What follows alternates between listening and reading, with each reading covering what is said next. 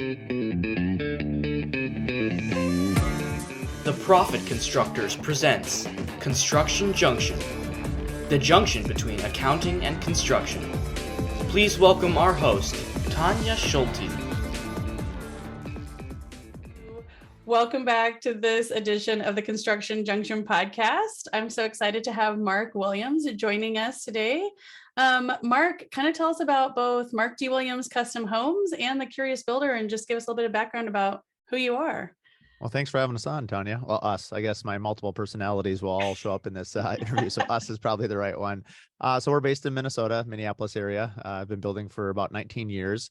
And the name of that company is Mark D. Williams Custom Homes. We probably do 4 to 5 high-end homes a year, kind of in the maybe $1.5 million to $5 million range. And then we'll do probably 4 to 7 remodels, kind of in the 200,000 to $1 million range for remodels. And then we just recently started our podcast, the Curious Builder. And so that's been extremely enjoyable. That's been running for about, I think, 10th episode is actually today. So we're doing bi-weekly and having a great time. That's really focused on Minnesota builders, architects, designers. It was important for that particular podcast to be really a high-end niche, and I wanted everything to be in person. So we're in studio recording now, even for this Zoom call. But when I have people come into the studio, I just like people. So for me, it was really enjoyable to, just basically dive into people's stories and really tell their stories, celebrate Minnesota craftsmanship. So that's what the podcast is kind of about. I love that. When you said I love people, I was thinking about when you and I met at the International Builders Show, and you were like being loud, walking through the show, talking to everybody that was standing around where we were. I love that. And I think that right off the bat, that was just an attractive quality about you. So I was excited. I was like, as soon as we started talking, I was like, I've got to get you on the podcast. We've got to talk more. I need to know more about Mark Williams. I'm sure there's a long list of people that have been my friend and then choose not to be my friend because the energy is too much for them. So thank you for being one of my new friends. Hopefully we can stay together. No, but it was funny because that was actually my first time at the Builder Show. And I was blown away at all of the exhibits. And really, I went there for the networking. A big portion of it was the Curious Builder, but we have, I think, 8 or 9 sponsors, and a number of my sponsors was there. So I just felt, I wanted to meet with them. And then this last year has been kind of an explosion of connections outside the state of Minnesota. I'm very well connected, obviously, in my regional area, but last year we went to this thing called the Contractor Coalition, hosted by Brad Levitt from AFT Construction, Nick Schiffer from NS Builders and the Modern Craftsman, and Morgan Molitor from Construction to Style. And so after going to that in Nashville almost a year ago now, in May of 2022, just meeting people from all over the United States that are seeking to do similar things, I'd really say my network just exploded after going to that. So if anyone's listening and you're aware of those people, which I'm sure you probably are, I would highly recommend a big plug for their Contractor Coalition. It's 3 days of just intense learning, financial data, marketing data, anything you could possibly know. And even if you didn't learn anything, just the networking, picking people's brains with questions in between, a lot of it being the other builders, you make a lot of friendships. And even now there's about 2 or 3 guys that I call pretty regularly and they call me just with questions. So I think I've never been a shy person, as you already said. I met you right away, but for some reason now I'm like, I can really let my extroversion shine now that I've got kind of an entire world to play in. I feel like your voice can be much broader due to social media and due just to connecting with people on a regular basis. It doesn't have to be inside your state anymore, at least for me. No, I think that's so true. I'm so glad that you brought up the Contractors Coalition. You mentioned because we're in Phoenix. I'm actually sitting recording this today in Phoenix, and you mentioned one of our little local celebrities down here, Brad Levitt with A Finer Touch. The lady who handles all of our social media marketing kind of does a lot of interacting back and forth with Brad on a lot of our social media. And one of the things that she said the other day about Brad is he is a sharer. He is not, he's not shy. You said about yourself. He's not shy. And he does not feel bad about sharing the information that he has. And, the old adage, sharing is caring. Like, he truly is a caring person, right? Like, he definitely cares about this industry. He cares about other people. He cares about helping other people along in their journeys. Like, he's just a very genuine, caring person. So yeah, super, super happy to promote his stuff anywhere and everywhere that we can. We love Brad down here. Yeah, and I'd expand on that a little bit. You're 100% right. A couple things came out, and I think between the three of them, not that I have to give credit to one person or another, because all three of them kind of celebrate this image or this mantra. But one of them is collaboration over competition. That was something that was mentioned a lot, and has really been a key driving factor, I'd say, for the last year now for me. And it's this idea that I do think, I'm younger compared to some and old compared to others. I guess I'm kind of middle age, I guess 42. But I think sometimes my dad, for instance, and my uncles were builders, and they're in their 70s now. Obviously we're at a stage where social media is such a prevalent point of contact, not only for your clients, but also for your peer network. And I feel like, obviously we all know we can Google about whatever we want, but when it comes to business practices, and I think it used to be the old guard, like you had a secret recipe, I guess like cookies, like, hey, this is my secret grandma's recipes for cookies. It's the best. You want them, come over to my house and I'll give them to you. But like, you didn't share that recipe. And I feel like I don't know if it's because of Google, because of the age of information sharing. I feel like my generation, and for sure the generation, that's younger than me, everything's on the table. Like, why would you hide it? And because you can really find any answer you want anywhere if you're willing to seek for it. And so I think Brad was really on the forefront of that, bringing it into building. And I'm sure he has inspiration from others as well. But I really like this idea. And I've often told my clients, even for years now, well before I met, that I call them the Jedi Council, the three of them, because they're pretty big hitters. But the idea is that the reason that you're choosing to build with me, if you're building a home with me, should not be based on price. And I say that because it really should be based on a relationship, because I don't want my home build to be transactional. It's a relationship, and it could take a couple of years. And if you're basing it just on price, you're sort of setting up that relationship to fail. And we could do a ton of analogies here, but we'll just stay on point. And which is rare for me, actually. And I usually love analogies. And so I just feel that when you have a connection with somebody, that is worth a lot. And I don't think it's hard to quantify what that value is, but I think it's really important. And then I do know that I think it was Nick Schiffer had said this in one of his talks, and he talked about silos in like a farm field. And he said the information age of old, before computers and before all this social networking, was a bunch of silos. And you could have a silo full of corn right next to a silo full of corn, and they wouldn't know anything about the other person.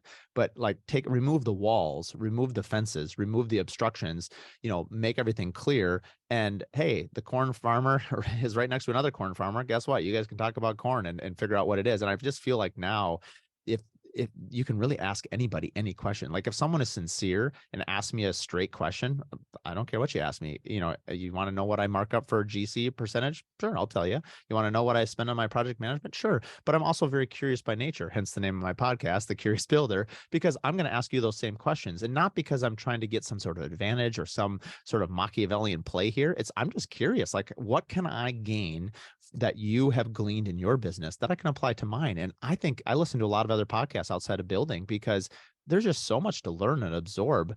I'm kind of fascinated by retail. I don't understand it, and I don't really feel like I'm in the retail space. And we do quality over quantity, and so I'm sort of fascinated by like boba tea. I was just in California, and I was like, I sort of kind of want to start a boba tea company right now. Like literally, I was Googling it on the way home on the airplane. Like, what is my profit margins for boba tea? Turns out it's about 30%, which is like, great. That's way better than building. I should really just sell boba tea. So anyway, yeah. I've gone way off the question here. No, I love we're it. Now talking about boba tea franchises. So I actually looked into it. There's one in LA called shout out to the boba guys, but they don't franchise. They're so successful that they're like, we don't franchise. They're really good, but we'll help you along in your journey. I'm like, man, their recipe is awesome. I would want to franchise that.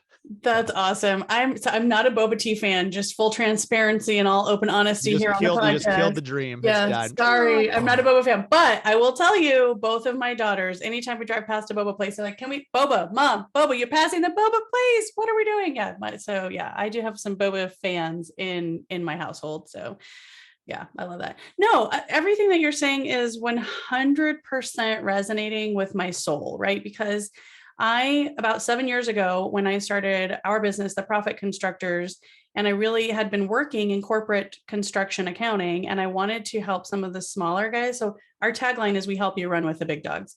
And the idea was like, let me help these smaller guys that are just getting started and they don't know anything about running a business. They don't know anything about accounting. They don't understand profit margin. They just know how to swing a hammer, or they know how to, they can even maybe project manage really well, right? But they don't understand the business side. And so I wanted to help them learn how to do that.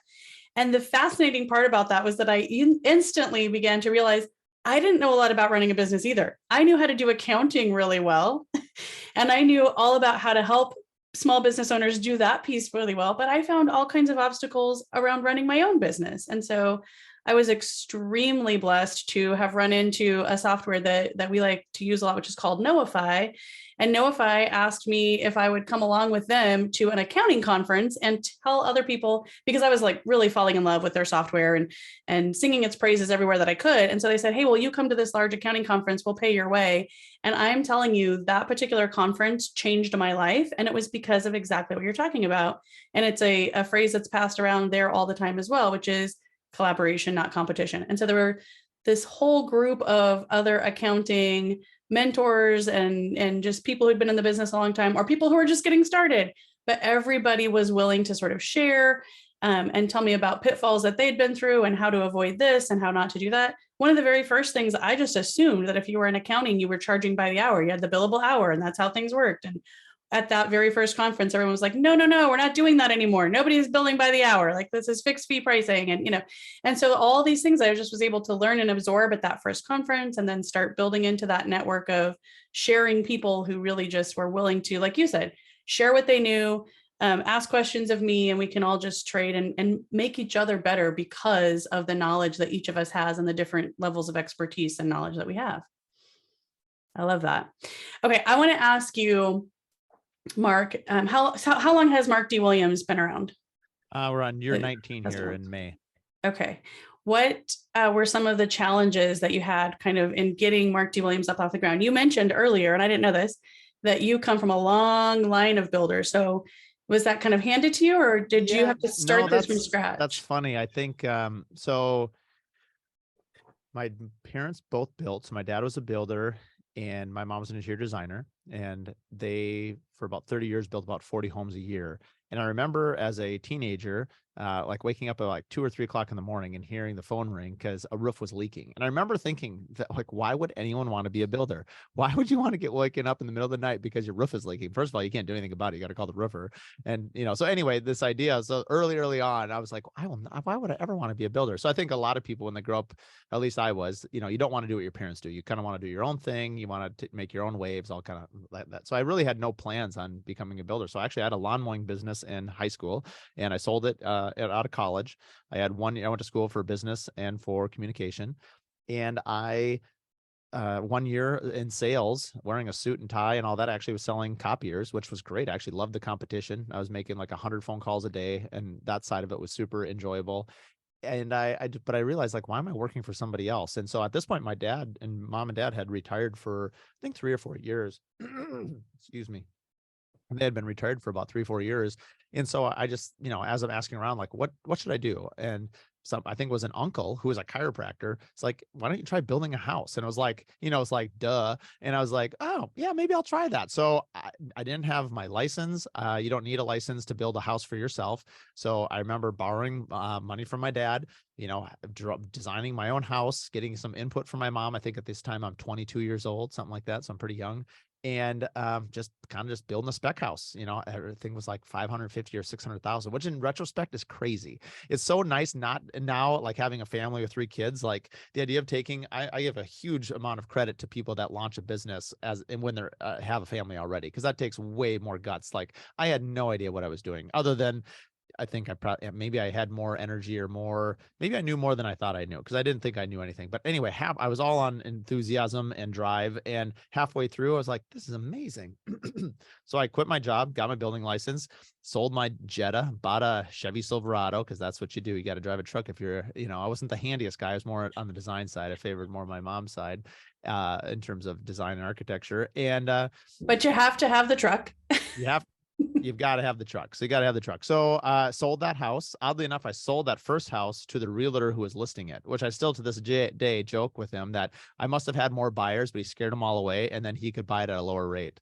So I never actually knew the answer to that story. But anyway, my realtor bought my own house. So that, I don't know what that says. So I'll leave it to someone else to comment on that. And then, so then I built a second spec home, and halfway through, a lady came in and said, I love your home, and I want to finish it with you. And then really from that point on, I started doing, a couple more homes a year, and a couple more spec homes, started getting some traction. I was always like in the parade of homes. The Minnesota actually has the oldest parade organization in the country. This year is their 75th anniversary. And I was talking to Brad, actually, you guys don't even have a parade of homes down in Arizona, which is crazy to me because, it's been around since the 50s. And so it's just a part of building. I thought every state had that. So that was we really celebrate the builders, the craftsmanship. And so anyway, that was kind of the origin, I guess, is starting the business early on. As far as challenges go, man, lots of challenges, I guess, like anybody. It's hard to remember them all. There's so many, but I think the ones that stand out is early on, I had Mark D. Williams Custom Homes. And for a short time, I actually had a small, another company called Luderman Williams, which was actually my dad's foreman for about 4 or 5 years. He and I had a joint company while I still had Mark Williams. Mark Williams would build maybe 1 or 2 homes a year, but then I did most of my homes with Luderman Williams, with Dean was his name. And so he was a great mentor. He knew everything about, I was better probably at business than he was, but he was really factual. So I learned a lot about how to build a home. Basically, that was my essentially schooling on how to. But I was, my skill set was always relationship based. So it's, the trade partners, some of them that work with me now work for my dad. My grandpa built a few homes. So I have 2 subcontractor groups that have been with the Williams family for almost 40 years. So that actually is pretty cool. Some of them knew me before I was born, and my name is Mark, but you always know the ones that knew me from before because they all call me Marky, because they remember when I was a little 5-year-old kid running around the job site stealing people's hammers. I guess I was a notorious hammer thief. I used to grab them and go run up into the trusses and try to evade the framers. So, yeah, I have no idea where that fits into the story, but I'm thinking. Yeah, I love that. No, I love that too. I was laughing too because same thing. Anybody that knew my husband from years back before we were married and knew his family, they all call him. His name's Joseph, and most of our friends and myself call him Joe. But a lot of his family and friends from younger days call him Joey. So yep. Love it. Gotta add the Y. Gotta add the Y. So that was the history. Then I think the other challenging thing was obviously 2008, 9, 10, 11, 12. That was a rough 5 years. In some ways, looking back, I think I was fortunate that I was too small to have too much. So when I say that, is like I didn't have land positions. I didn't have a model home. More on that in a second. And so a lot of the other mid-sized builders did not, they lost a lot because they had a lot. I didn't have anything to lose. So what was there to lose? I remember we had one home, or we, meaning I, had a home that in 2008, I had bought my first big home to renovate, and it was really before buying homes that were short sale was kind of in vogue. And so I bought this home that was under, and I frankly did too nice of a remodel on it, but I finished it 1 month before the stock market crashed in the fall of 2008. So then I was stuck with this home, like a lot of builders, trying to figure out what to do. To this date, I think it's still the only home I've ever lost money on. But it was at a time where I didn't have any money, so it was especially painful. And I ended up renting the house to a guy in a 2-year upfront lease, which was, I don't know how in hindsight I was able to manage that. So I think I got 1 year at a time. So I remember $54,000 upfront for the whole year. And that really allowed me to ride out that time frame. But, I'm single, not married, not a kid, was, sharing a house. So I was sleeping on a couch, like whatever I could do to cut costs. I did anything it took. And, yeah. So anyway, as it turned out, I actually had to evict that individual, and because he wouldn't re-up for year 2, he wanted to renegotiate his terms. And I said, no. So I had to evict him. He was an extremely high net person, but of course I didn't know anything what a high net person was when I was, at this point, 25, 26 years old. You just like, hey, he's not paying me. I got to get rid of him. So he left, and then I was able to sell the house and kind of move on from that. But it taught me a lot. It's kind of like, someone once said that I've got my MBA degree in business and half the time and 5 times the cost because, you learn it pretty quick on the job.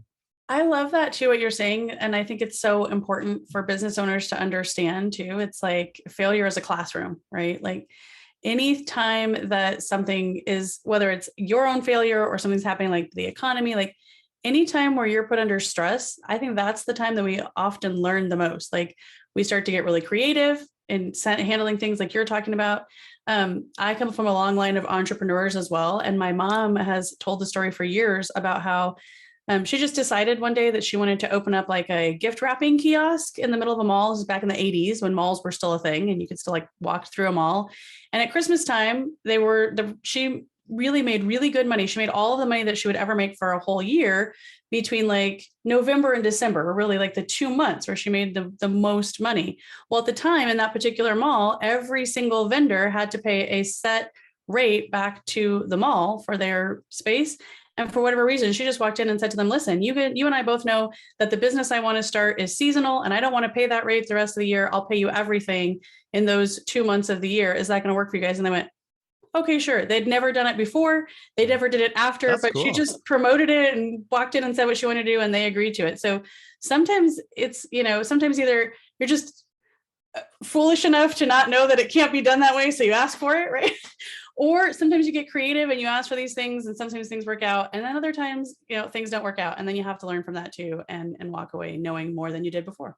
I think the creativity side of that is spot on. I do remember before I rented that house to that individual, I think my burden rate was like $5,000 a month on my loan with the bank. And I remember asking, if you have family in the business, the last thing you would rather go to a bank, you'd rather go to anybody, but you don't want to go to your dad and ask for money because as you perceive it, or as I perceived it, that was failure. But anyway, I finally was able to kind of swallow my pride and be like, I have nowhere else to go. And so I went to my dad and I said, Dad, can I borrow $30,000? Thinking that, hey, it's going to give me 4 or 5 months of leeway and we'll see what happens there. And to this day, I've repeated this story now a number of times because I respect him a lot for his answer. He said no. And now having kids, I did not understand the gravity of what I was asking when I was a single kid. Now being a parent, thinking of saying no to, let's say, my daughter, May, I don't know if I could do it, but now having this example, I'm pretty sure I'll be able to tell her no. But anyway, the point is she can blame her grandpa. But I think what he said was, if you can't solve this problem on your own, $30,000 is not going to solve it. And it's basically, throwing good money after bad, as that old adage goes. And I remember being extremely relieved when he told me that. There must have been a part of my subconscious that knew that he gave me permission to fail. And I think that was super crucial for my development as a business owner and just as a person. And it was really from that point on, I rented to this individual, as I already mentioned, or I rented out parts of my house that most people should not be allowed to rent, and it was anything to survive. And I learned a ton, about the hustle and about the creativity in getting through it.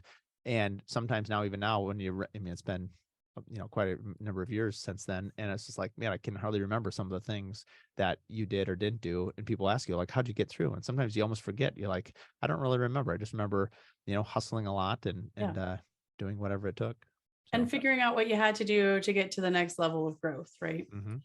Yeah, let me ask you about that too, because one of the things that we're really big on around here at the Construction Junction podcast is growth and like helping our listeners understand like every business goes through various stages. Like you'll have a startup stage and then you reach a sort of level. And I think everyone, in my experience, working in my own business and with all these business owners down through the years, you always hit that ceiling that you can't bump through for a little while, right? And at every one of those, you have to learn something new to kind of blast through and go to the next level of growth. What were some of those areas for you where you were like hitting up against something and you had to say, I have got to learn to do something different? What got me here is not going to get me there. That's a great question. I definitely know I've hit the wall a few times. I've got a bloody nose for sure. I can't always tell you what it was that made us go past it. In fact, thinking back now to 2009, 10, 11, I remember I actually went to project management. I still had my Mark D. Williams Custom Homes at this point. At this point, I had shut down Luderman Williams for my involvement with it. And so I was building maybe one home a year. And it was kind of like, at that time, I didn't need a lot. One home. I didn't have a project manager. I only had a office manager that helped with bookkeeping. So my overhead was very low. And I was able to essentially 1 or 2 homes was all I really needed. But I think at that point, I also got into remodeling more. So kind of expanding what we could do and realizing that remodeling is more profitable, at least for us. Someone recently came on and said that they thought across the country that remodeling and new homes was not that much different from a margin standpoint. And for me, it's very different. So either someone else is doing something wrong or I am. But anyway, that's my point. So I like the diversification. Plus, remodeling is really interesting. I'm someone that I don't think I have full blown ADHD, but I think one of the things that attracts me to building is the variety of people, the variety of architecture. No project is the same. Like, I don't think I could ever be, and I have a lot of respect for them. So it's not that I don't respect their business model, but like, for instance, like a regional builder that's building 50, 100, 200 homes a year. Like, I don't know how to do what they do. Like, they do an amazing job, but I mean, they must know their numbers inside and out, where I tend to, I'm making, theirs is a work of art too. And they can have beautiful homes. I'm not saying anything about that, but like the homes that we do, it's like a one of a kind home. And there's so much attention to detail, so much, everything is a one-off. So it gets a lot messier. I mean, frankly, their model is probably better because it's a lot more straightforward, a lot simpler. It's like an a la carte menu. You go to a restaurant, you'd be like going to a restaurant and be like, what are you hungry for? I don't know. I think I'm hungry for some elk today. Well, we don't have any elk. Well, I want elk. Okay, we'll make you elk. I mean, I guess the point of it is like with a custom home, anything that they dream or want or we serve to them is being created. Where I think in the kind of that mid-tier, you have hey, these are our 5 plans. This is what we do. And so it's a different business model, but I have a lot of respect for it. It's just not what I do or what my skill set is set for. I think you're bringing up something, Brad, or sorry to call you Brad. You're bringing up something, Mark, that no offense to you, Mark. We do love Brad around here. You're bringing up something, Mark, that I think is so important. And one of the things that we coach our newer builders on, our newer owners on, is this whole idea of business model. I think that actually that's something that a lot of small business owners do not wrap their heads around before they go into business. That's only something that you learn after time, right? And we had a larger commercial general contractor client who was building up in Montana, and he came to me and said, I'm on this hamster wheel. I don't understand why we can't kind of get past this. And as we talked, what was really brought up is that he was trying to merge 2 very different business models that would not be merged. He was trying to advertise that they were really quick and really cheap. And then when things were breaking in the things that they had built afterwards, he would go right back in and replace them very quickly and do warranty work. And I was like, listen, you can be Walmart. They make really good money and their model it makes sense. Or you can be Neiman Marcus and they make really good sense from their business model standpoint, but you can't be both. So let's pick a lane and let's pick a model. And what do you want to do, right? Like, do you want to be that cheap, quick builder? You get in, you get out, and you move on to the next thing. Or do you want to really be that higher end? And again, I don't think there's anything wrong with either business model. I think Walmart is really smart. And I think Neiman Marcus is really smart, but you have to decide. And I think that's a concept that not a lot of newer business owners wrap their minds around right when they get started. I would almost argue that, any business owner needs to reevaluate their business plan. And I could speak for myself. Like, I would think after 19 years of building, I would have a very thought out business plan. I don't. And I bet I would suspect that I'm not the only one. And while we would love to say that building is probably full of archaic dinosaurs, I have a feeling that a lot of business owners don't do some of the status quo, if you will. I mean, like what a corporation would be held to. While we certainly make fun of corporations and all their rules and regulations and their lack of mobility, could easily be said that, we're too loosey-goosey. And I think every pro can have a con. I can speak for myself. Like, I love marketing and it's something I easily gravitate towards. And so it's easy for me to do. That being said, it's like, if I see a good idea, I'm like, yes, let's do it. And I think you can do a lot of good really quickly that way. You can also, get over your skis. And I know for sure that I've spent more money on marketing that maybe the ROI is telling me that you're not getting it back. But I'm so in love with an idea that I'm able to, kind of go past it. And so I don't know. I still think it's probably really valuable to kind of circle the wagons, have some year-end planning. And I think as I've gotten older, I certainly recognize the value of that. I'm a big fan of just continual education, whether it's books, podcasts. Podcasts are actually relatively new. We can talk about that later, because up until 6 months ago, I never even listened to a single podcast. And so it's hilarious to me that I have started a podcast. But I was a huge book tape. I mean, even going back to when I had my lawn mowing business, I mean, that's all Louis L'Amour book tapes. And I could probably recite every single Louis L'Amour book tape ever read. That me and, like, the truckers going across the Sun Belt probably know the Louis L'Amour books. But anyway, now it's all educational books, and books that, what can I take and apply to my business? I'm just fascinated by, I try to rotate between a business book, maybe a book just to stimulate your mind. And then, I love hearing biographies, hearing about people, just especially, probably well-known people, obviously, or just business owners. But I digressed a little bit there on the question. No, it's fine. I was just going to ask you, what are some books that you recommend especially for folks in this industry? Oh boy. I can just recite some of the ones I've just read. I actually just started Traction, which is, I guess, a very well-known book, but I listened to like 1 hour of it and I'm like, I can't listen to it. There's too much information here. So I bought the book. Yeah. For me personally, I exercise a lot, and I'm running a lot, and I'm in the car. Audiobooks is really my preferred method of digestion. But that particular book has so much in it. I felt like I had to buy it, and I'll have to get into that. But I just assigned. Yeah, you kind of have to see the graphs and understand the charts. So I know it's really good. Yeah. So I've just started that one. I just know everyone that I say Traction to is like, oh yeah, it's an amazing book. Yeah. So I know that one's probably safe. I just finished Atomic Habits for the second time. I had our team read that. And I think the two real golden nuggets I got out of that, I read it maybe 5-6 years ago, was habit stacking. So all of us have different habits. And so let's just say, drinking coffee. I'll just tell you my habit. So, I drink coffee in the morning and I read my Bible. And so it's like, okay, so if let's say you didn't read your Bible and you say, hey, I want to read, it could be anything, your Bible, the paper, whatever you want, or, stack it with something you already do. So if you drink coffee every single morning, stack something else that's real closely associated with that, and you're more likely to do it. Same deal with if people have trouble getting to the gym. So every morning you get up, you get out of bed. Some people literally will put their running shoes at the foot of their bed with their workout clothes. So the moment their feet hit the floor, they hit their shoes. You put on your workout stuff, you put on your shoes, and you walk out the door. And so you're creating these habit stacking. And so I found that valuable in business. And I do a lot of, because of that, I also tend to do a lot of time blocking in my schedule. So I will, whether it's ops for our team, but I've even started to schedule stuff because of the podcast now is a new business. I feel like we all know that none of us have enough time. So how do you create that time? So for me personally, I have 1 o'clock to 4 o'clock on Thursday afternoons.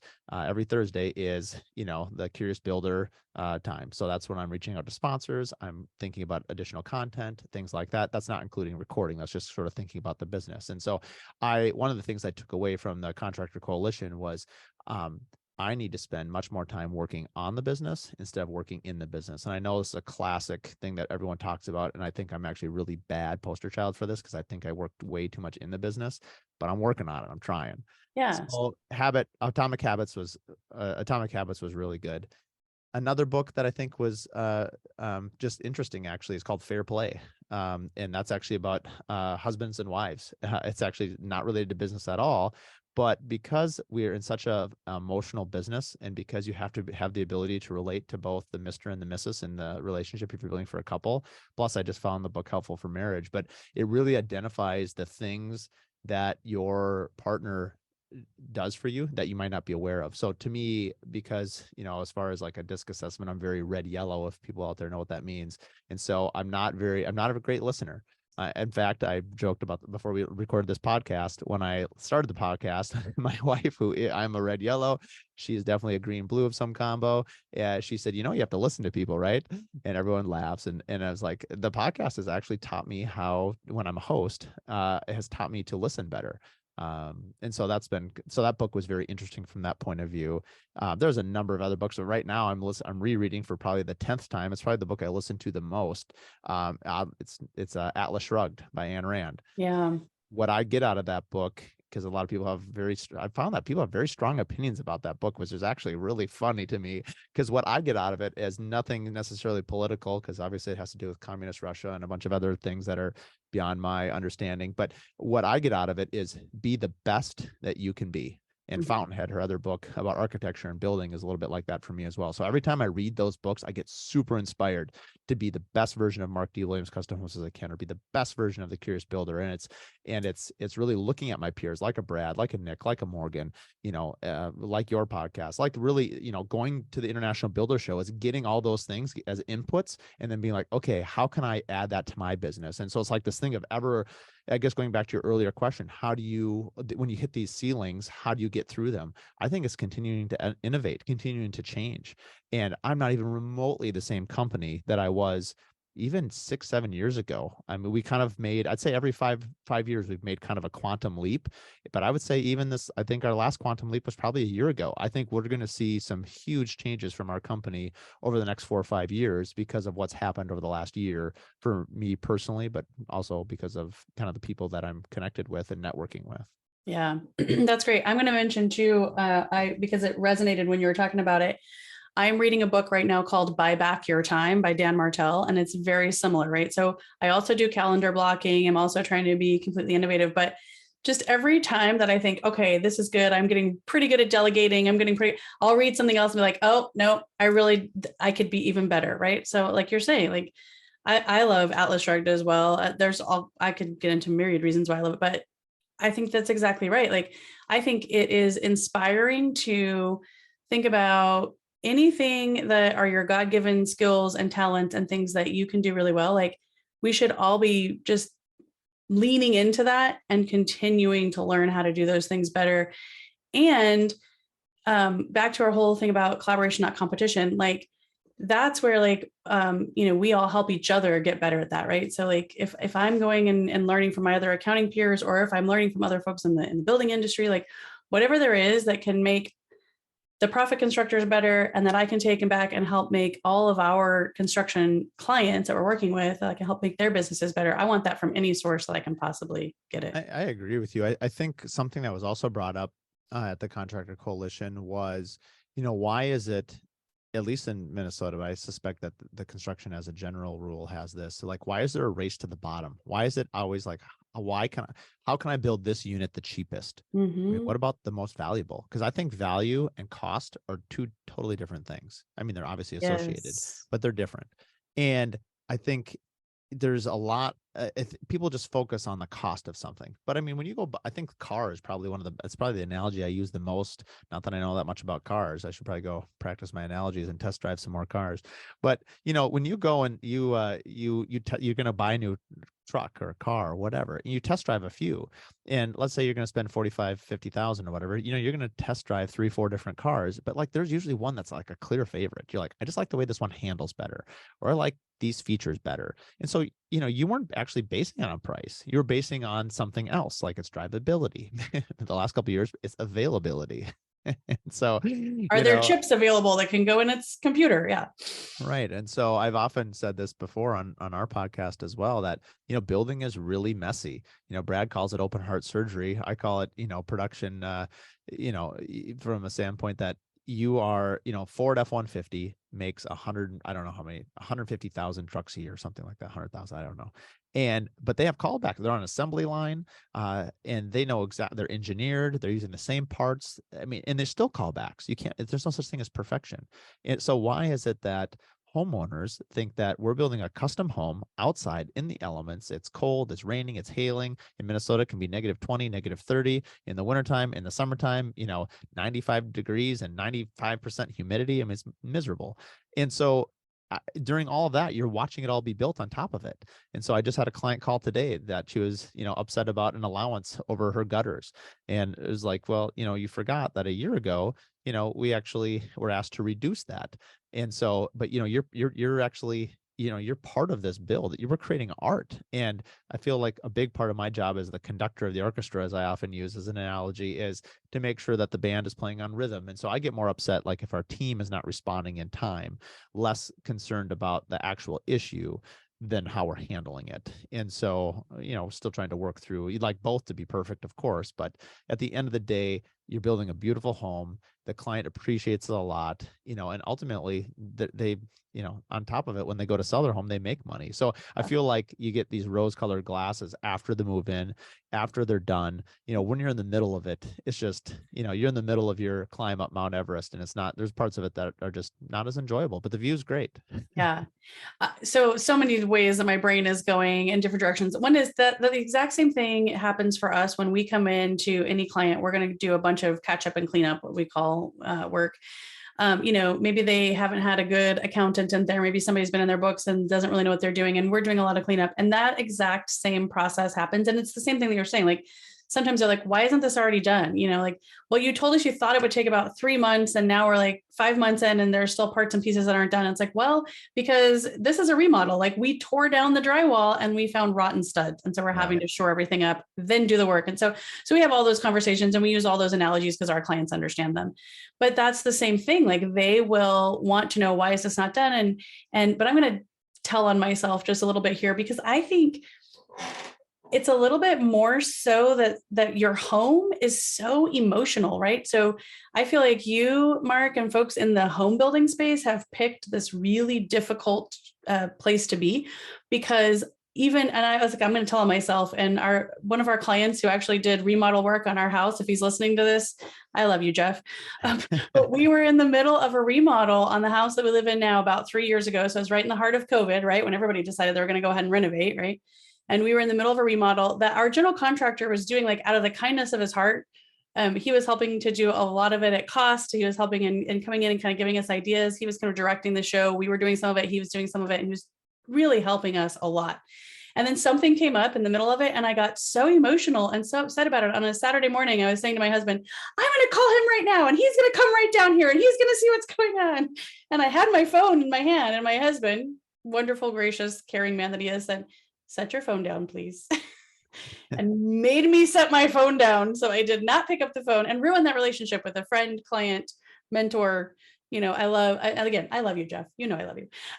And so that's the whole thing, right? Like, there's so much emotion around the place that we live that I think it's hard for your homeowners to separate the emotion from the thing. And like you said earlier, you still want everything that's going on in the build of that home. You want that to be relational. And so we all know relationships are messy, and that's just going to enter into the picture no matter what. I mean, you're 100% right. I've said this more and more recently, just that a home build is obviously a marriage. I think other than a home, the only thing I can think of that has this much emotion tied to it would be like the day of your wedding and like the wedding planner. So actually what I really want to do, and I'm going to do this in some format, I want to have a wedding planner on the podcast along with a project manager. And then I want to ask a line of questioning where like they'd have like a little paddle that they raise up that says like yes, or like, something along those lines. And like basically I'll ask questions where everyone would think it'd be the wedding planner, but it'd be the project manager or they might be the same. Yeah. And so, because it's super emotional. And there's a lot of, I think too, with a home, I mean, the United States is very interestingly set up this way. Someone I think was on a podcast recently just talking about how our tax codes are greatly favor those that have home ownership. And so I know in our local market, there's a company, or one of our foundations we work with is called Minnesota Housing First.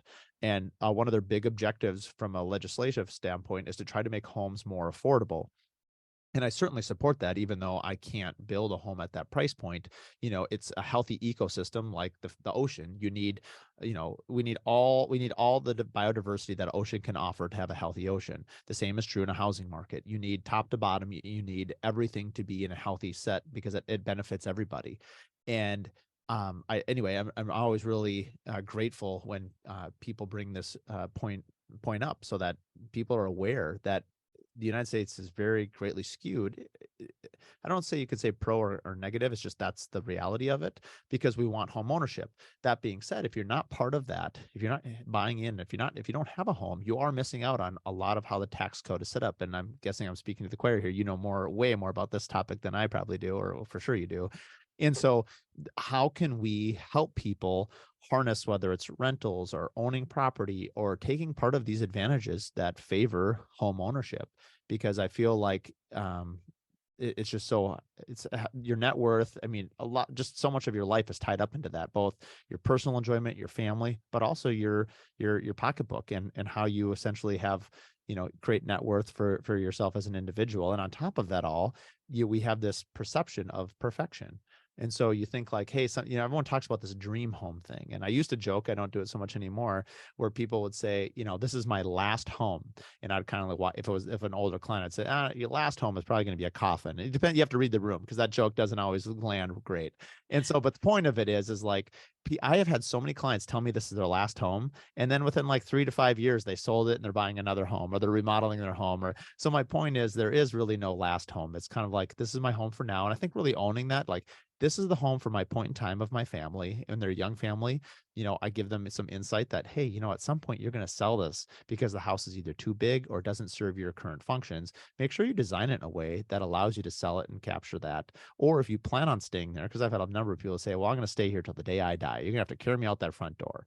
Well, my wife happens to be in healthcare. It's very unlikely that you're going to stay in the home that long. I mean, there's going to be some middle steps, and that's not meant to be morbid. It's just really to kind of reality check the client so that it also checks in their expectations of, I want to build their dream home, don't get me wrong, but what they're thinking and what we can actually do with the budget that they often give us is they're not always in alignment. So it's important for us to have that discussion early on. Yeah, no, that makes a lot of sense. The other thing I will say around, I 100% agree with you around the way that our system and our country is set up is around property ownership. That was very clear from a lot of things, even that the founding fathers did and said, and what they wanted that to be around. I think what needs to happen in that and in this country is a lot more education, right? Like we need to be educating more and more people around how they can get into real estate, how they can get into ownership, and how they can build generational wealth. Like I think there's just a lot of things that are entrenched because no one's ever taught people how to do these things. And I think just a lot more education around that would be super helpful. I want to kind of switch gears if you don't mind, Mark, because one of the things I really wanted to dive into when I met you at the Builders Show, you walked up and I was chatting with Chris Anderson and you were trying to sell me on Chris Anderson's services because I was maybe there to talk to him about what he could do. But I wanted to ask you, like, what value, speaking of value and how we all can bring value in our different God-given skill sets and talents, what value have you seen for Mark D. Williams in outsourcing that accounting piece? What value does Month End and Chris Anderson's team bring to you guys? So just so I'm clear, you guys are competitors of each other. Is that correct? I mean, you guys operate in similar spaces, sure, or no? But back to the whole thing about collaborating, right? So at the Profit Constructors, we do tend to work, although we have some home builders that are clients of ours, we tend to work more in that commercial space and actually with a lot of commercial subcontractors, whereas Mark's all in on like the builder trend, Chris, home building space. Chris, yeah. It's been a Monday.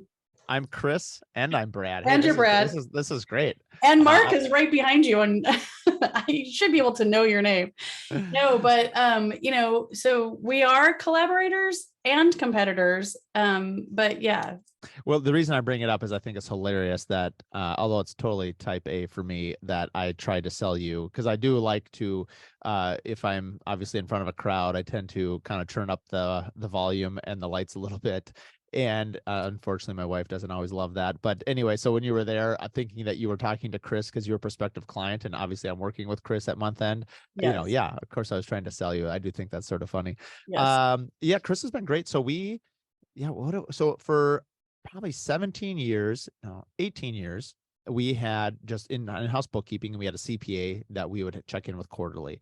And I feel like I had created my own, we did, was it cost of production? I'm blanking on cost of goods sold. So we would, if you build a $2 million house, you recognize the profit in the year that it closes. And so I just feel like now as we have more and more homes going, I always felt like I was in arrears and understanding where my actual financial liquidity was. And I had created kind of a cash flow blueprint that actually, oddly enough, my dad had used 30 years ago. And so for 18 years of my business, that thing worked great. We would take it was a whip report, but it was, I didn't even know that's what it was called. I had this from day one, and I kind of kept improving it, making an Excel spreadsheet out of it, and then do a lot of forecasting, cost of goods sold, blah, blah. And so for me, it was I think it was what KPIs, your key performance indicators. Like I knew exactly the health of my company at any point in time.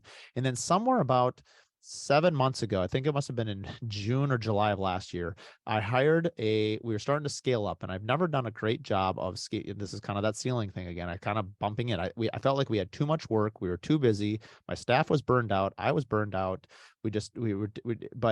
And so okay, we have to hire someone else. So we hired somebody, whether it was the right person, the wrong person, it didn't work out, but it also could have been timing. And I'm not real big on looking too much in the past and just going forward. But from that point on, my key performance indicators were really lagging. And we were also in the middle of it. We tried a different accounting firm. That didn't work, but I don't know if I gave them enough time. I don't know if it was my internal team that was failing. It was it them failing. And then I got a recommendation to use Chris from another builder. And, the moment I'm more of a person evaluator. So as soon as I talked with him within like honestly, like 5 minutes, I was like, okay, he's my guy. And so he was saying all the right things, his energy, everything about it. I loved his process, even the name of his company, Month End. Like it's a great name. It tells you exactly what it is in its name. And he said, I'm going to be honest. He goes, the onboarding is going to be brutal. Yeah. Oh man, was he right? I think I'd rather train for an Ironman than do the onboarding again. And so I think we're kind of coming out of it now, but we had turnover in our office management role, a month into it. Our lead salesperson, our lead bookkeeper, whatever we're calling that person to help us Yeah. onboard, Yeah. left at about 3/4. So it's like, oh my word, you could not have written a script for like worse onboarding protocol. I still believe in the system, but I'm still fresh in it. I'm only like 4 months in, and everyone tells me you need about, they say it's about 4 months. Obviously, given my track, through there, it's been a little messy. And you talk about, I guess I call it dead bones or rotten 2x4s, remodeling the numbers, they kept saying, man, this is taking a lot of work, a lot more than we forecasted to go in and fix the books. And it's not like, I think people listening might say, what do you mean fix the books? That sounds illegal. I think it's just how things are recorded, or like, let's say your CPA just calls miscellaneous expenses. Well, the reason I joined this company is because I want to be able to every month look exactly at my key indicators and say, hey, what's the health of our company? Can I afford to hire someone? Hey, 4 months from now, what's my cash flow projection look like? And because they're so integrated with Builder Trend, which that's another thing, on top of all of these financial changes, I made the genius decision to switch to Builder Trend about 5 months ago as well. So I don't really know who to blame other than it's a big hot mess. And I guess my name's on the sign, so it's my fault. But, I do believe that we're going to, I guess every morning when I look in the mirror, I'll just point at myself and say, it's your fault. Your fault.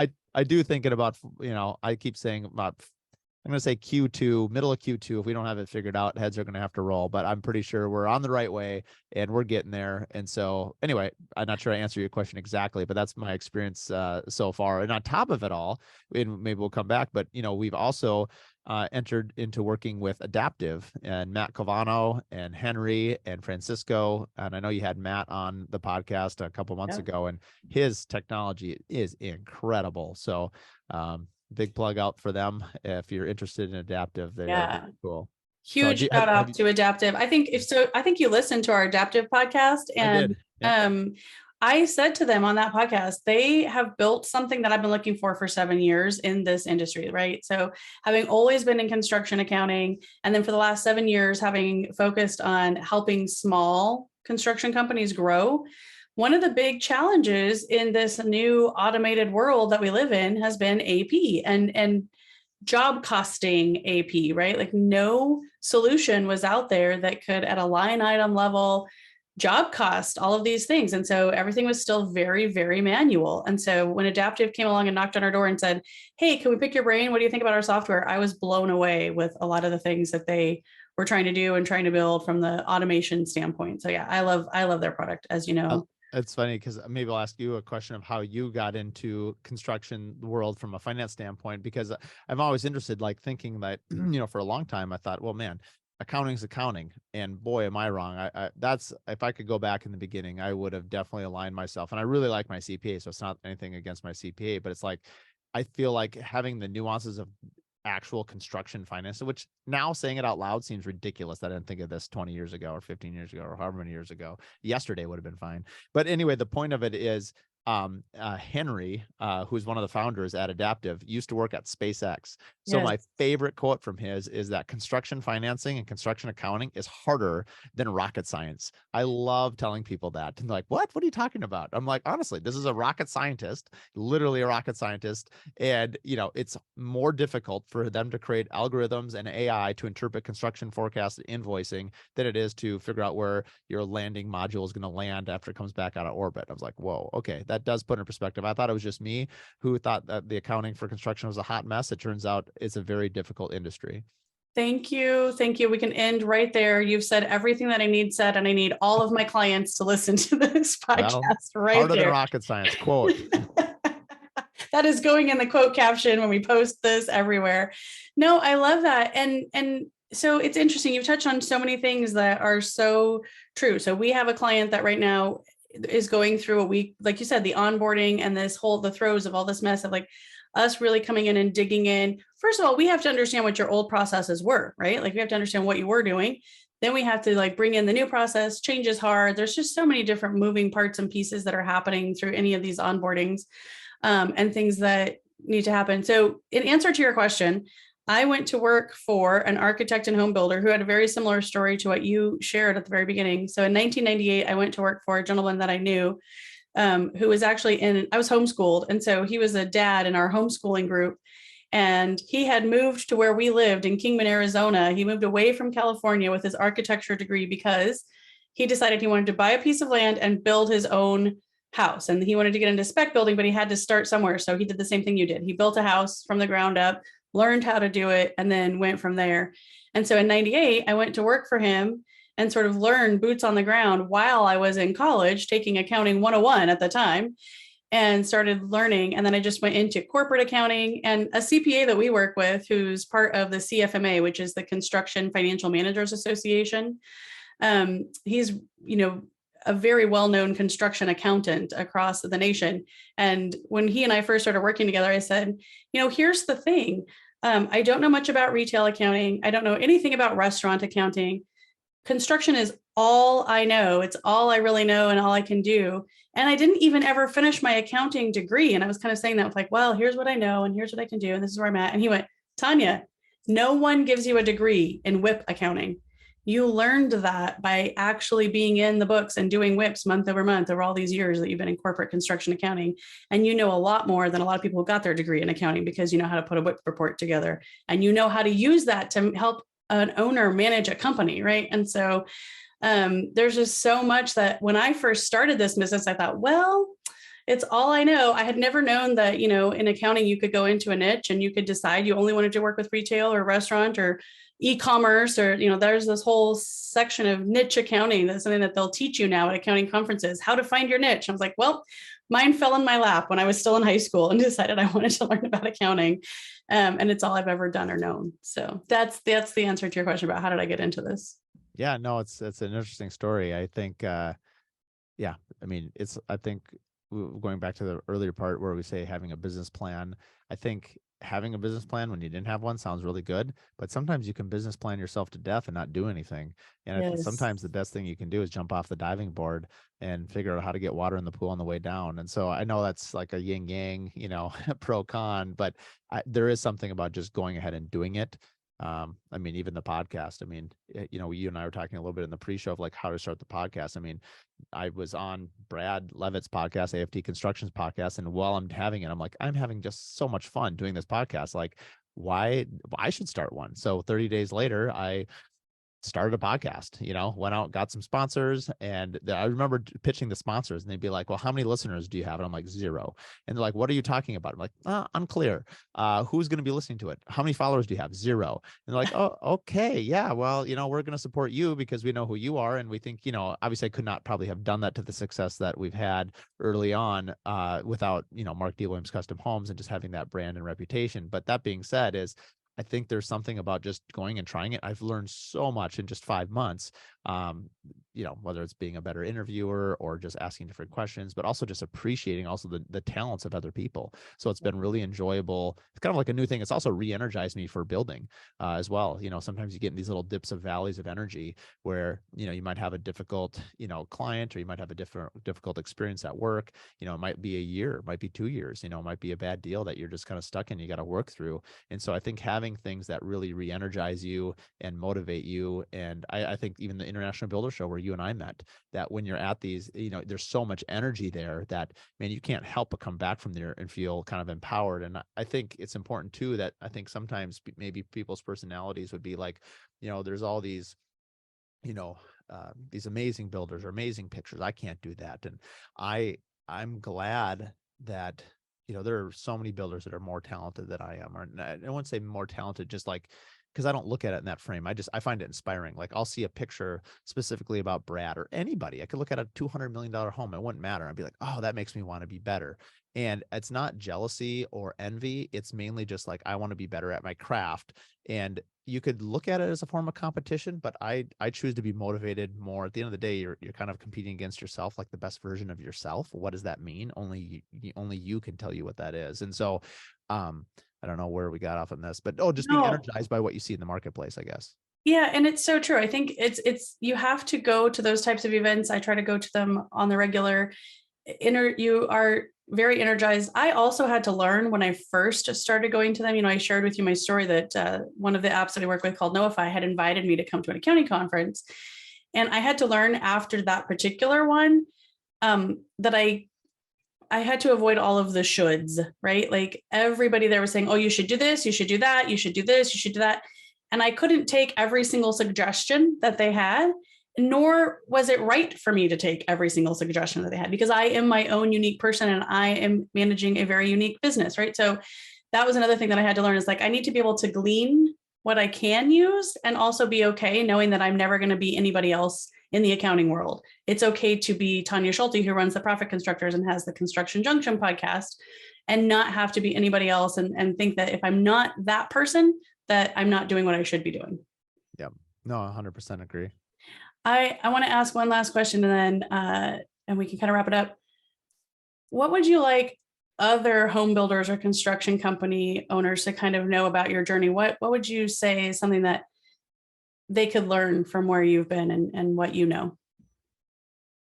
Well, a couple things. One is everyone's a hot mess. Anyone that tells you differently is a liar. That's come out recently, where it's like, every company with marketing, oh man, they look like they're on the ball.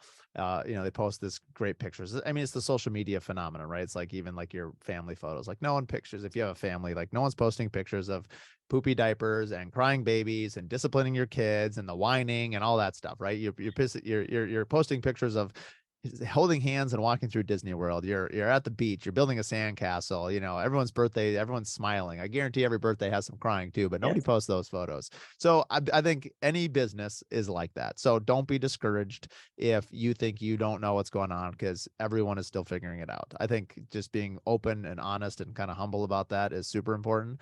Number two, I think asking for help. I think the biggest thing you could ever do, and I continually tell this story because it was told to me, and it's been very helpful in my career. And I think it speaks to a human nature element, where when you ask somebody for help, and genuine, like if you ask me for help, it does two things. One is, not very often does someone ask you for help in like a very meaningful way. Does someone call you up and say, Tanya, I really need your help. You're on like DEFCON 5. You're ready to move aircraft carriers and, move in the troops to do whatever you can do to help that person. Number one.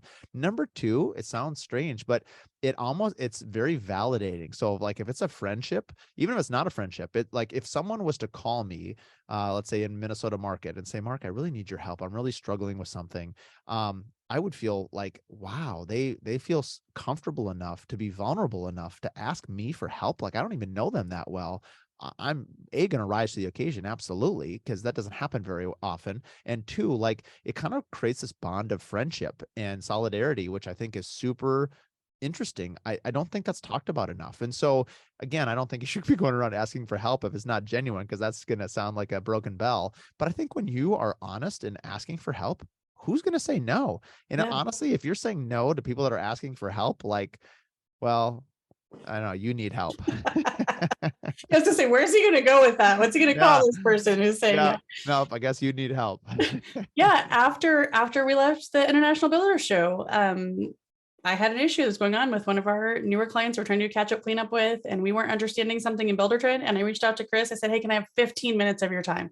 I know you know Builder Trend better than I do. And he graciously offered that. And exactly what you said, like, we can help each other. And I know, and he knows my door is always open, so he can come back this way and ask for help anytime as well. And that's just humanity, right? Being good humans to one another.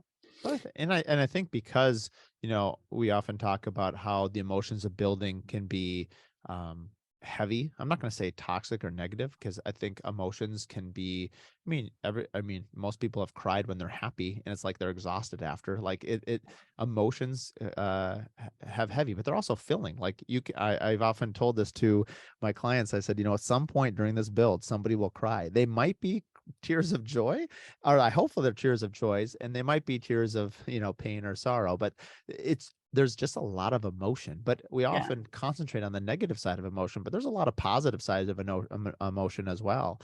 And seeing relationships between the trade partners and the subcontractors, and realizing that as a business owner, as a general contractor, I take great pride's the wrong word. I take great satisfaction in seeing my trade partners succeed as well. I've told my framers many times, hey, you need to raise your rates. Now, don't just raise them on me, raise them on everybody, because it doesn't do me any good if you go out of business. Then who am I going to depend on? And I've spent all this capital investment, intellectual investment in training you and aligning your skill set with what I want to build, that now if you go out of business, like, how does that help me? I've lost my investment. And plus I care about them on top of it. And so I think that's another thing that's not talked about enough, is that when you really engage in your community, and when there's that old line that the rising tide floats all boats, like, what's good for, if it's good for them, it's good for the entire community. And I think people, like Brad, like Morgan, like Nick, we've mentioned a lot earlier on in the show, the fact that Brad is so freely sharing information is just telling you that the whole entire industry needs to be uplifted, not taken down. And I think if we are all using healthy business practices, I suspect building is not the only business that needs a major overhaul in how we do things. I'm guessing it's all businesses, but I'm just thinking that, we need to keep elevating what we do. And I think that's where talking to other builders, especially outside your state, I think, this year has been such an awakening for me, because it's like, well, I certainly network with a lot of local builders, but now the idea that you can expand your connections nationwide and ask questions, man, you can just learn things so much faster and get new ideas. So get new ideas, understand how maybe what's happening in Minnesota isn't the same thing that's happening in Arizona, but maybe there's something you can learn about what's happening in Arizona.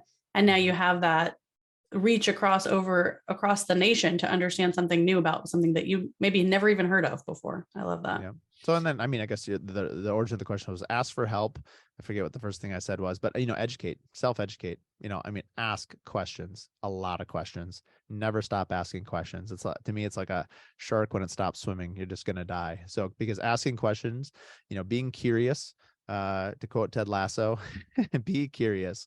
Look it up if you haven't seen that. It's a great 5-minute clip on a dartboard in England. Anyway, be curious, ask questions, and keep learning. Like, you can never stop learning. And so you'll keep innovating. And then those will be the things that continue to make you evolve, grow as a business. And if you're listening to this and you're going to start a business, talk to Tanya first. Good way to end. Thank you very much, Mark. And I do know that your name is Mark, despite many mishaps. Hey, I've been called way worse than Brad and whoever else, other person. Oh, Chris. I think we're talking about Chris. Yeah. I probably should learn not to record podcasts on a Monday, because I think Mondays are probably the worst days for me to try to figure out what's going on in my own brain. That's good. Think of it like brand marketing. Like you're touching more brands and more touch points. So that's now right. you can tag Brad and Chris in this, and then when they show up on their feeds, be like, wait, I wasn't on a podcast. Yeah. Who's that imposter?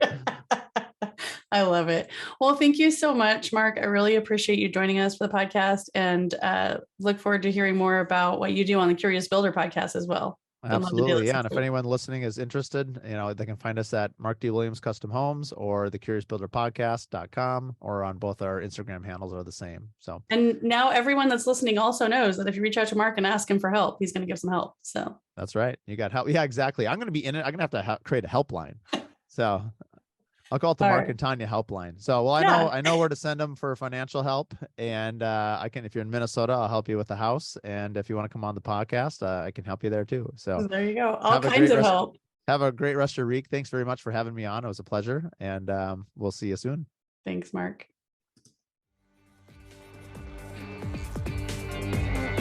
Thank you for tuning in to Construction Junction.